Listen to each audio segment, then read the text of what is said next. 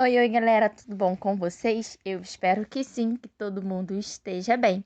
E para ficar melhor ainda, vamos dar prosseguimento aos nossos estudos. Dessa vez nós iremos falar sobre Brasil colonial. Vamos falar sobre economia e sociedade açucareira. Então, bora lá. Estamos falando dos primeiros séculos da colonização do Brasil. Século XVI e século XVII. Bora compreender como que se deu esse processo de colonização da América Portuguesa. Como a gente viu na nossa aula anterior, de 1500 até 1530, Portugal não se interessou muito assim em ocupar o Brasil, né?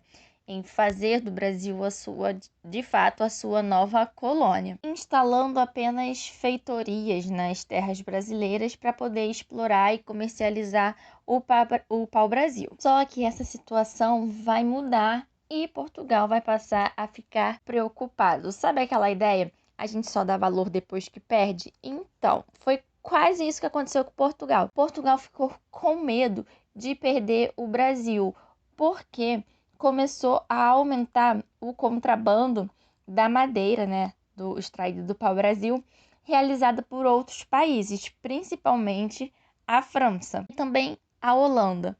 Então, a ocupação efetiva do litoral brasileiro se tornou uma necessidade. Então, em virtude disso, Dom João III, né, rei de Portugal, decidiu promover o povoamento da colônia.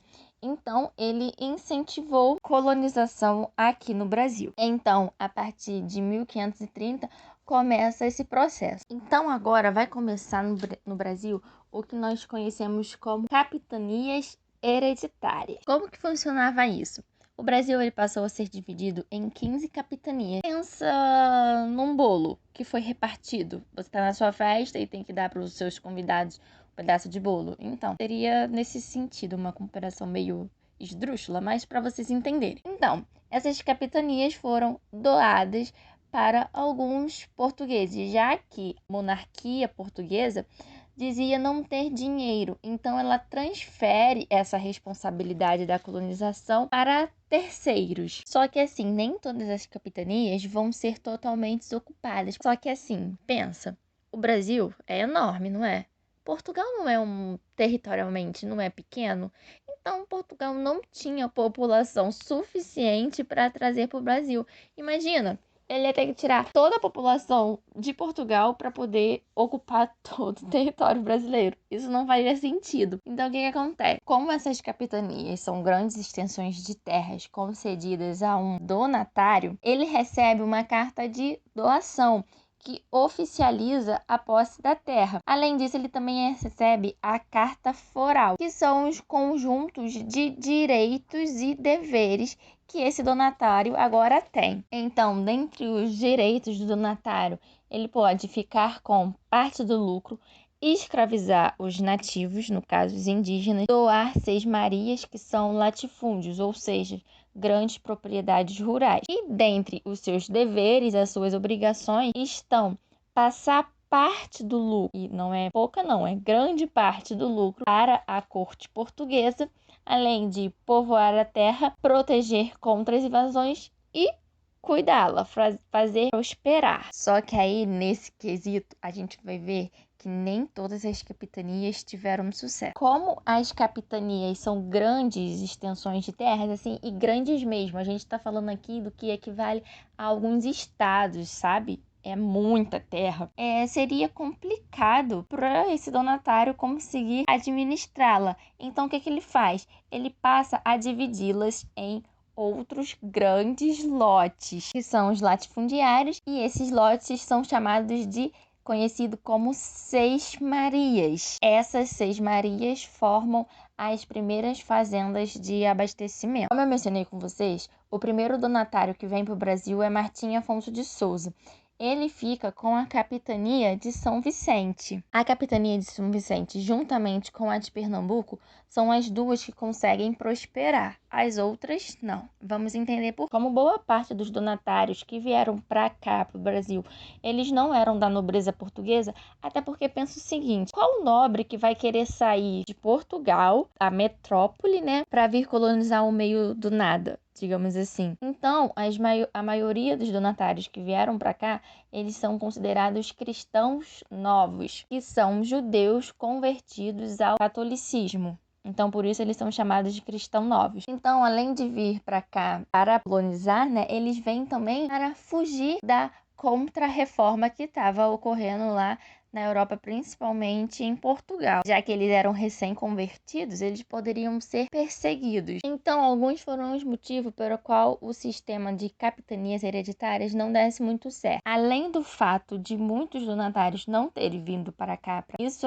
fez com que elas ficassem abandonadas. Além disso, também houve a falta de comunicação entre as capitanias, o contrabando de estrangeiros. Também, além do fato deles não terem conseguido, muitos, né, donatários não conseguiram estabelecer uma relação com os nativos. Então, com esse insucesso das capitanias hereditárias, a coroa portuguesa pensou em uma outra maneira de colonizar o território e protegê-lo. E qual seria a saída? A centralização política e econômica por meio de um governador geral. Então, a partir de 1549, nós temos o funcionamento do governo geral. O governo geral, ou governador geral, é uma mediação entre as capitanias e a coroa. O governador geral, ele era enviado pelo rei, era considerado uma pessoa de confiança do rei. E as capitanias hereditárias que foram abandonadas pelos donatários, elas passaram a ser administradas por funcionários da coroa. Então, ficou conhecida como as capitanias reais. Só que assim, pensa o seguinte, essa ideia de centralização, na teoria, funcionaria super bem. Só que na prática, a gente vai ver o seguinte, hoje em dia, a nossa comunicação é super fácil, né? Nós estamos na era da globalização, da internet, redes sociais, enfim. Então, a gente consegue se comunicar instantaneamente. Nessa época, não tinha como o governador geral mandar um WhatsApp pro rei.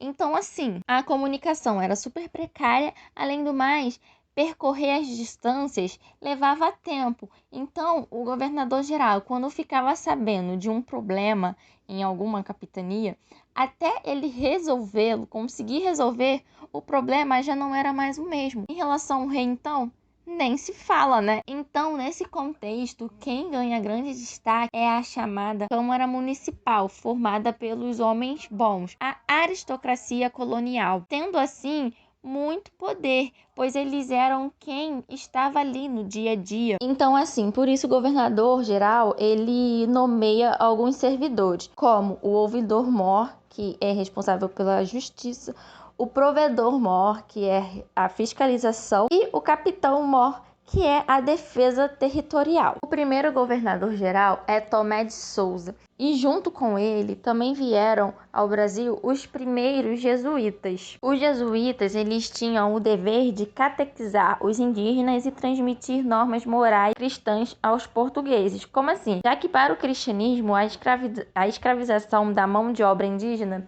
não era vista com bons olhos. Então, além também da exploração sexual das mulheres indígenas, que era uma prática que os portugueses tinham, que também era condenada pela igreja. Então, os jesuítas, eles vinham para cá para tentar fiscalizar e impedir que isso acontecesse. Então, assim, essa colonização do Brasil, ela foi motivada por contextos econômicos e políticos, mas também ela se dá num contexto religioso, em que a fé católica exercia grande influência nas decisões e nas ações políticas, né? Então, essa tarefa evangelizadora dos jesuítas e a maneira como eles organizavam a sua atuação junto à população indígena, eles levaram muitas das vezes a esse choque de interesse entre os jesuítas e os colonos. Então, assim, mesmo com a oposição dos jesuítas, o trabalho escravo indígena foi amplamente utilizado. Só que assim, ao mesmo tempo em que os missionários se colocavam como defensores dos indígenas, eles também os viam como seres sem alma, que somente poderiam ser salvos por meio da catequese. Para isso, eles não excluíam os castigos e o uso da força justificada em nome da fé. Os jesuítas, eles modificaram totalmente os hábitos dos indígenas, começando pelas moradias, pela organização das aldeias e pelas relações. Ou seja, os seus usos e costumes foram alterados pelos valores católicos. Então, assim, a exploração do indígena, ela acontecia seja por meio do trabalho, seja por meio da religião. Os jesuítas, eles não eram contrários à utilização da mão de obra dos indígenas. Eles eram contrários à maneira como que os colonos estavam fazendo a escravização com muita violência e de maneira indiscriminada.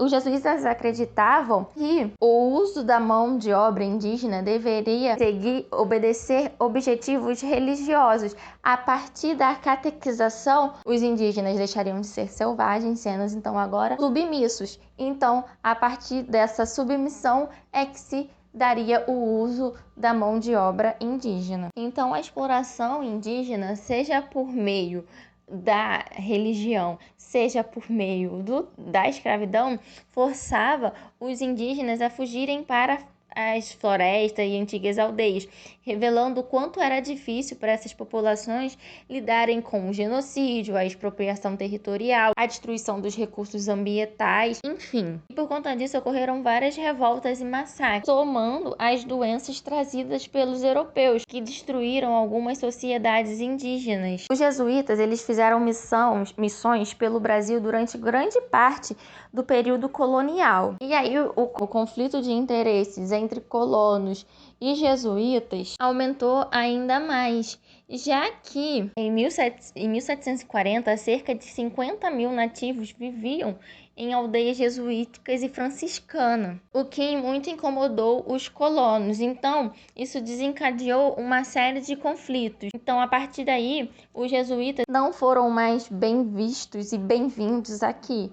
Então, eles foram expulsos primeiro do Maranhão e depois foram expulsos definitivamente do território brasileiro. O terceiro governador-geral é Mendes Sá e ele é um dos mais conhecidos, porque foi com ele que conseguiram expulsar os franceses do Brasil. Sim, depois de muito tentar, os franceses conseguiram invadir o território brasileiro e ocuparam a região da Baía de Guanabara, aqui no Rio de Janeiro. Vocês lembram que eu falei que o Brasil foi alvo de frequentes ataques, tentativas de invasões em contrabando? Então, até que uma hora isso iria dar certo, de tanto insistir. E foi o que aconteceu com a França. Mais especificamente no ano de 1555, os franceses fundaram a chamada França Antártica, na Baía de Guanabara. Eles conseguiram estabelecer aliança com grupos indígenas, principalmente com os Tamoios. Foi daí que surgiu a Confederação dos Tamoios,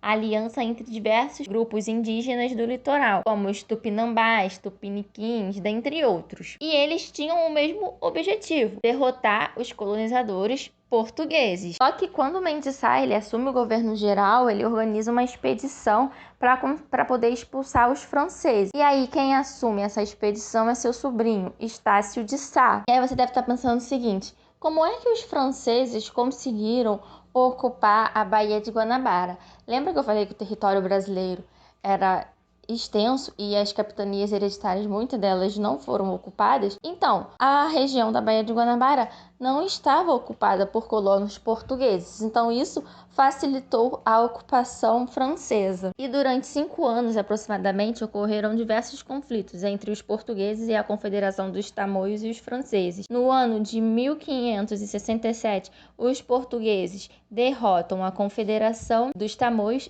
extinguindo e expulsando os franceses do território da Baía de Guanabara. Então aí eles fundam a cidade do Rio de Janeiro, né?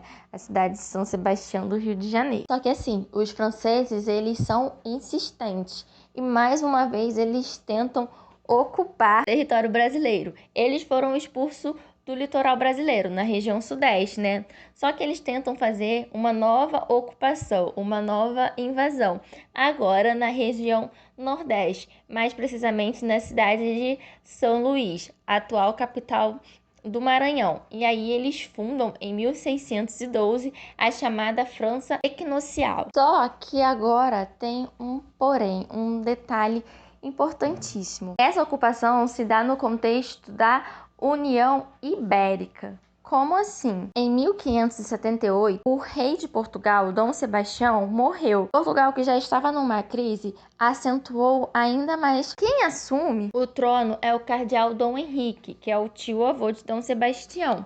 Ele foi considerado o último rei da dinastia de Avis. Com a sua morte, Filipe II da Espanha reivindica o trono português, já que ele é primo de segundo grau de Dom Sebastião. Como não havia quem sucedesse o trono, Filipe II da Espanha, ele assume o trono português também. Então aí começa a unificação das coroas da Espanha e de Portugal. Então agora Portugal fica sob os domínios espanhol. Essa unificação das coroas fica conhecida como União Ibérica. Então, quem expulsa os franceses do território brasileiro, né, de São Luís, e a resposta tem que ser imediata, já que a região de São Luís, ela era super promissora. Então agora, livre das ameaças francesas, vocês acham que pararam por aí as invasões?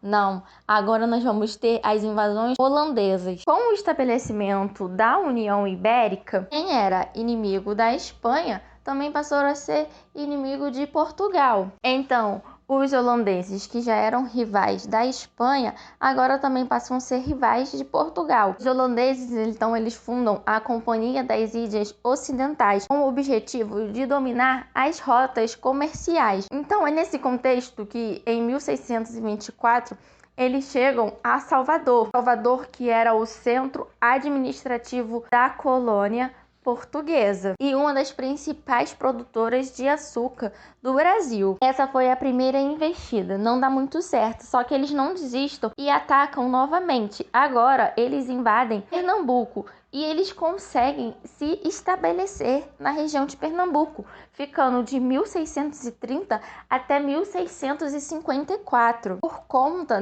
de guerras que estavam acontecendo na Europa, a União Ibérica estava enfraquecida, então ela não envia tropas para expulsar os holandeses. Então, por isso, os holandeses conseguem se estabelecer durante tanto tempo. A Holanda, então, consolidou seu domínio entre a região do Ceará e o Rio do São Francisco. E como um investimento na administração de seu território, a Holanda nomeou como governador-geral o holandês Maurício de Nassau.